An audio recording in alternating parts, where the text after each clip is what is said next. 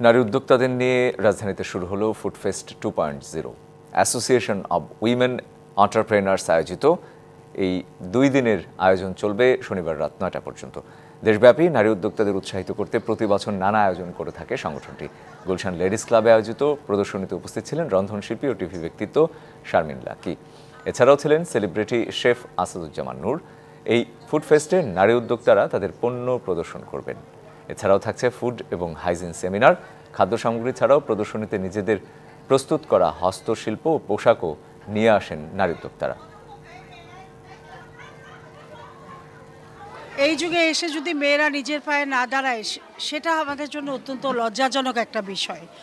দোকান না নিয়েও মেয়েরা ঘরে বসে কাজ করছে, অনেক উপার্জন করছে। পরবর্তীতে দেখেছি মেয়েরা আবার স্টল নিচ্ছে। প্রতিটা নারী স্বাবলম্বী হোক, নিজের সিদ্ধান্ত নিজেই নিতে শিখুক। নগদের সর্বোচ্চ বার 167 টাকা রিচার্জে পাবেন 1 লাখ টাকা পুরস্কার। আরও আছে প্রতি সপ্তাহে পুরস্কার ও ক্যাশব্যাক।